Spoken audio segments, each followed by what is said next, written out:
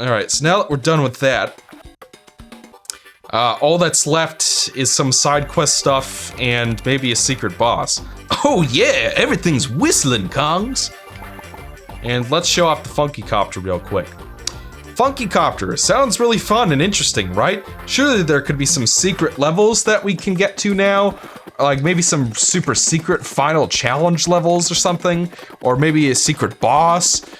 No, it does none of those things. All it does is, and I think they actually redesigned it to make it look like the ones from DKC2 GBA. All it does is let you access more of the fucking Fisher-Price minigame.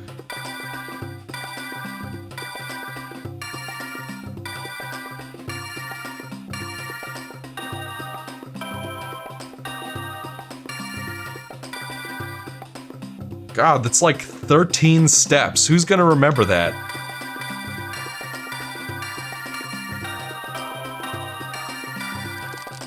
And there are 2 more of these.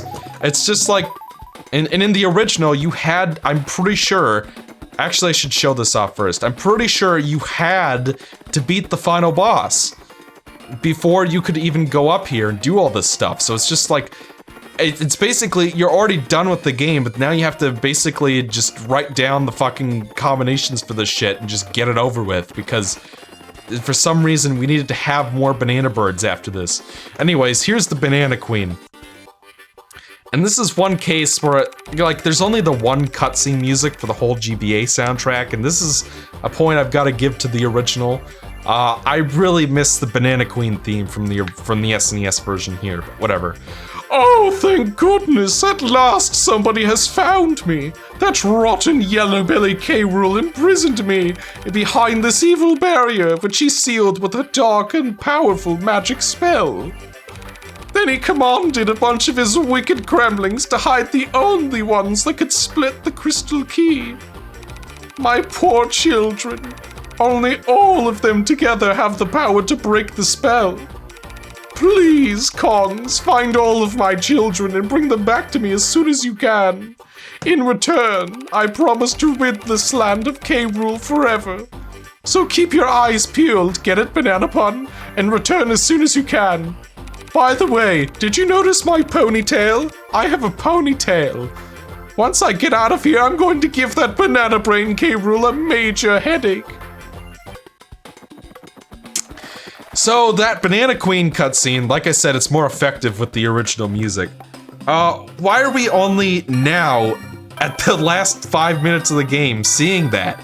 That should have been earlier in the game. Like, you should have been able to find the Banana Queen down at the bottom level at the beginning, close to the beginning of the game, so that you could kind of build that side quest up over the entire game. Give you more of a motivation to actually go after banana birds, because as is, they're just kind of trinkets you collect and you don't even really know what they're for, but people keep telling you to get them anyway. So it's just, I really think that it was kind of boneheaded of them to save it for like the last 5 minutes of the game when you only have 3 banana birds left. I guess if you haven't been collecting them, but it's just like if you're getting all the DK coins to unlock the gyrocopter, then you're probably going to be getting the banana birds too. So I don't know what they were thinking exactly. But it's just like, that should have been built up for the whole game. It should have been in the back of your skull, like as you're playing through the game, that I gotta do well at this, because I gotta save the Banana Queen and reunite the banana birds all together and stuff. But instead they decided that they just wanted to cram it in the last 5 minutes, and waste of potential. Waste of potential. This game was rushed. This game was rushed on SNES, and it was rushed when it was ported over. But that's all the banana birds we can get for now, I'm pretty sure. We've got all of them. I think it's like, yeah, maybe there's one more, but I don't know, like they changed it still, but I don't know. Before we do that, we're gonna go fight. As you can see, we're not done with Krematoa yet, and as you remember, we got our final cog, so let's go talk to Boomer real quick. Hey, you've got another one of those cogs. Put it on the machine and see if anything happens. Well, they're all on. Doesn't seem to have done much, though. What on earth is that racket? Hey, took a look outside, Kongs. You won't believe it. And just like that, the water becomes red water. In the original game, it became lava. Or maybe it was always supposed to be heated up water, but I don't know. Either way, phew, it's roasting in here. I must pop down to Bazaar's and get a fan. He's not cheap, is he? Alright, so in the original game, there was a little bridge that would extend out of this area right here that you'd use to come up to the Nautilus, which we saw in the title sequence in the GBA version. In fact, I think that's the same sprite from the title screen. But when we enter it, we get a little cutscene. What the blazes? So, you are the ones responsible for scuttling my super secret submarine. This is the last time you'll spoil my plans. I'm going to bash you good. Whoa, big man! Right, look out, you cheeky monkeys. Alright, super secret final boss, the equivalent of Crocodile Core from the second game. Another great Baron K. Rulenstein fight, if I do say so myself. Very puzzle-driven. So it's kind of like we still got the electricity thing at the top, but now we've got a cannon that comes out of the back towards the front, and once again we're trying to hit Baron K. Rulenstein in his jetpack. And when you hit him in the jetpack, he does that. After you hit him enough, he'll go back up. I don't know, we're gonna be having some trouble since I've already lost my first Kong. There's a lovely 3D effect down there, like this thing we're standing on is actually a conveyor belt, and later on it's actually gonna be moving, and it looks pretty cool. Alright, so, and from this point in the fight onwards, I'm pretty sure Baron K. Rulenstein stays in the background the whole time. But we've got the cannon in the background that's shooting the fireballs, we've got the electricity thing, and we've got the conveyor belt, and later on there's gonna be more electricity stuff going on. So this boss it's fun! It's fun. These final bosses are really well done, and I really enjoy them. You wait too long though, but then the suction on the ceiling wears off, and you know, you've obviously gotta time it just right so that it drops down and hits Baron K. Rulenstein. And yeah, this is a much more interesting final boss than Crocodile Core, the fight with Crocodile Core was. In this last phase, the second row of electricity diodes will shoot out. Actually, no, now we have the conveyor belt moving, which makes it harder to dodge the fireballs. And so now he's gonna come back up in the center. And now we have our new gimmick is that an electricity beam's gonna shoot out of those bottom two ones, so you gotta use the steel barrel to conduct the electricity so that you can avoid taking damage. And it will come out of the opposite side each time, so what I recommend is do not hold the run button, just stand in place in the center on top of it, wait for the electricity sprite to come on screen, then just walk to the other side. If you press B, you're gonna pick up that barrel, and that's gonna make your life a whole lot harder. And it does take a while for that steel barrel to come back, so don't waste your shot. And I died. So now we get to... Oh, but I guess we beat it? Did that count? I don't know. The coin appeared, we beat the boss. No, apparently that didn't count. Even though he fucking died and the coin came out of the ceiling. Like in the original, I swear that was the last DK coin, and you needed that DK coin to get the gyrocopter. So we'll fight the boss again. There's no special cutscene or ending that results from this fight at all. Unlike Crocodile Core, you just beat the boss and you get the last... This should have been the ending. The last banana bird should have been here. And it should have been, when you get all the other banana birds, this fight unlocks, like maybe that's how you get the last gear or something, like you get a banana bird for finishing Rocket Rush, and then, you know, you go around this way. This should have been the last thing you do in the game before the ending. And then, you know, and then the Banana Queen can come along and stuff, but spoiler alert, that's not the ending of this game. And, I don't know, the boss is great. I think this is a really well done secret final boss, and I really enjoy playing it. One of the most creative bosses in the trilogy by far.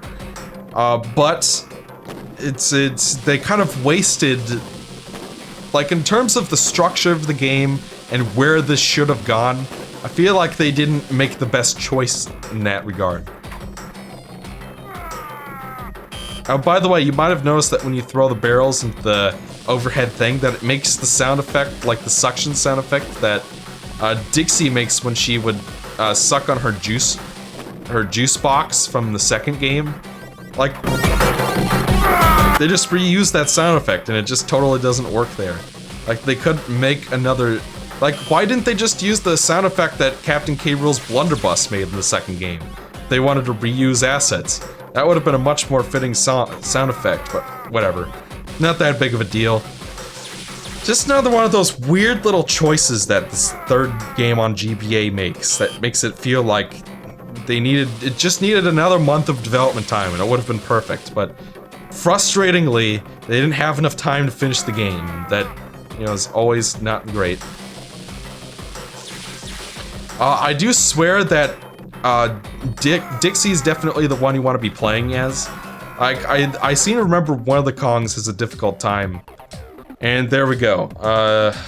Champion Chimp? Where are we? 100. Oh, by the way, those backgrounds I think were in the original game. So if we could beat it in the next 5 minutes, we can rank second place, which would be an upgrade. So all we gotta do, or upgrade over my previous time rather. So we're gonna go... Yeah, I think we have everything except for the banana birds. So, okay, so now we have all the banana birds. You go back to Wrinkly's Retreat.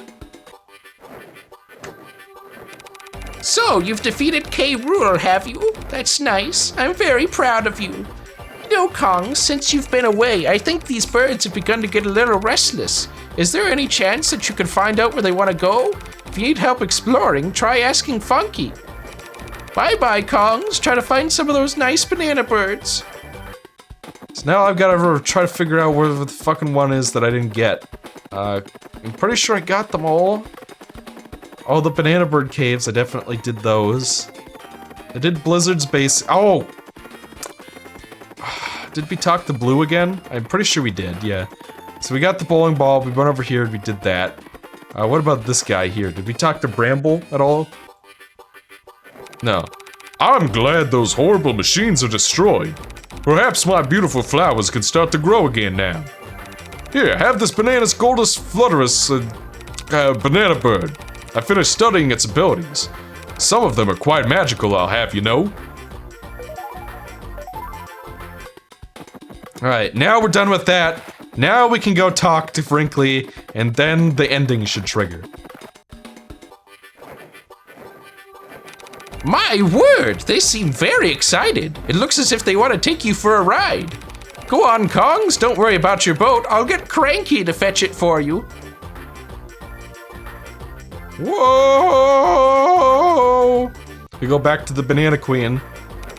You did it! You did it! You found all of my children! At last I can be free of K. Rool's spell!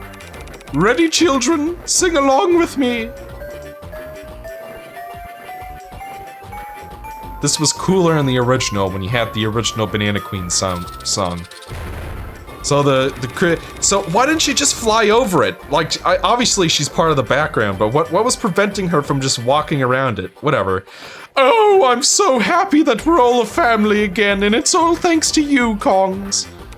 Now, as I promised, it's time to carry out my part of that bargain and teach K. Rool a lesson he'll shan't forget. This sequence used to be really long in the original, but they shortened it, thankfully. And that's all that happens.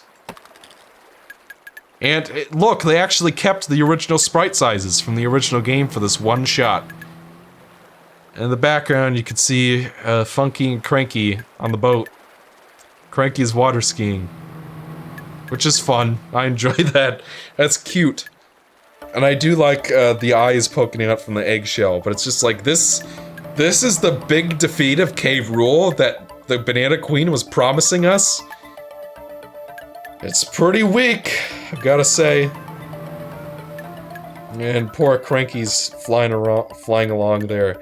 I might split this finale into 2 parts, depending on how it goes. And yeah, the poor guy fell in the water, and now it's dripping. And let's see, we got second place. Not bad, not bad. I just gotta trim off an hour and a half of playtime somehow. I swear that they made these times tighter for the remake. I remember when I last played the SNES version for Game Mavericks, I got the highest time. So I do like that there's some encouragement to 103% speedrun this game. Just with this one little screen. But the problem is, this is the game I would least want to speedrun out of the three because of how cumbersome it is with all the side quests. And I might as well transition us into my final discussion of DKC 3 as a whole. And we'll save the game real quick and go back to the title screen real quick. And I don't know, I'll just play the I'll play the credits again. I might as well show up the... Well, I'll show off more stuff in a bonus video after this, but I'm just doing this for background nonsense. So, DKC 3, Donkey Kong Country 3, what do I think about this game as a whole? I think it's a good game. Like, you know, obviously compared to a lot of... This is a very tightly designed side-scrolling platforming game for the most part. It does feel like it's more or less within the same quality standard as the first two. I just think that, like Twintania was getting at, like I've been getting at with this port, this game feels rushed and incomplete. It feels like a kind of a smattering of ideas, some of which hit really well, like Fish Food Frenzy and Lightning Lookout and that level with the giant saw. Levels like that where the gimmicks really hit and the ideas really work out. And then there are a bunch of other levels where it's either like really dull and boring or other levels where the gimmicks don't work very well. And it's just kind of a smattering of ideas. In terms of the theming of the game, it feels like three different themes rolled into one. You've got the Canadian wilderness stuff, the ocean stuff, and the science fiction horror elements. And when the focus of the game really should have been on the science fiction horror elements, it's instead placed in the more boring stuff. And because of that, it's kind of a boring game to look at. And that to me matters more than maybe it should. Like, obviously it's just theming, it's just the visual nature of the game. The level design is what matters most, but to me, I find DKC 2 a vastly more visually engaging game to play because of how much more colorful it is. Like, everything in this game is brown. Almost everything. I find the second game more visually appealing to look at, and that makes a huge difference. I thought that, and even when it comes to level design, the most important thing in a platforming game, in my opinion, the level design. Controls are up there, but level design, you can have the best controls and graphics in the world, but if your levels aren't fun to play, then you don't have an especially great game on your hands. And while I think most of the level design in DKC 3 works, I think that compared to the first two games, which I played directly before this, so I've got it fresh in my mind, you know, fresh enough. I think that compared to those games, I feel like there's a lot more sloppy elements at play here. I feel like this is the sloppiest set of levels out of the three games. Like when you play levels like Kong Fused Cliffs, or Rocket Rush, or anything in Krematoa, it's just so many misguided, incomplete, half-baked ideas. Like, I don't want to be too harsh in DKC 3 because it is not a bad game. It is a good game. I wouldn't even stoop so low as to call it just okay. I think it's a good game. I just think that level design was, like, ultimately what it boils down to for me is, compared to the second game, which had a pretty kick-ass theme, some rock-solid level design, rock-solid boss battles, one of the best soundtracks in a video game, compared to that, this game feels like a step downwards in pretty much everything, in my opinion. From the theming to the music, in either version of the game. I don't think either the GBA or SNES soundtrack is as good as DKC 2. The SNES one isn't as good as the DKC 1 soundtrack. I would call the GBA one better than DKC 1 soundtrack. And I don't know, like, I will definitely compliment the bosses. The boss fights in DKC 3 are pretty well done, especially the final bosses. I do think that the graphics are still, you know, the pre-rendered graphics are still looking great, in my opinion. The CG makes it more detailed, but it's still cartoony enough that it's aged reasonably well. There are good things in this game. It's just that I really like. Go watch my review again. My opinion. The only thing about my opinion that has changed with DKC3, it's a game I'm not really sure what to think on, honestly. And I still think that my review represents it pretty well. Like, there's too much to say about this one. And it's just, I think what also makes it inferior for me is the side quest content. Like, it just feels like there's, like, the side quest content isn't as fun to play in either version. Like, the mini games are completely worthless, are not completely worthless. The funky mini games are okay. It feels like they just need maybe a little bit more tweaking. But Swinky's Dash, you beat one and you don't have to ever play any more of them, when it really should have been like the first 2 games. You have to beat all of them. And Cranky's Dojo, it feels like they completed one level and didn't have time to finish the rest of them. And not to mention, you know, just all this stuff. The banana birds aren't all that fun to get. The banana bird caves aren't all that fun to play. The ending is very disappointing in my opinion. It's just like this game feels like it had some good ideas, but it just didn't quite reach its full potential. And that's frustrating, you know? I want to like this game. I want to see why. I want to see what, you know, the people who like this game the most out of 3. I want to see what you're seeing. I want to love this game as much as the first 2, but honestly, like, just pretty much every aspect, I think the first 2 games are better. It's good game, go play it if you like the first 2, but I don't think that it's going to change your mind about this series if you didn't like the first 2. And yeah, go watch my review for a much more coherent opinion on this game. But yeah, that's what I think of this. I'm definitely splitting this finale into 2 parts somewhere. But yeah, we're done with the game. We've got 103%. We're not quite finished yet.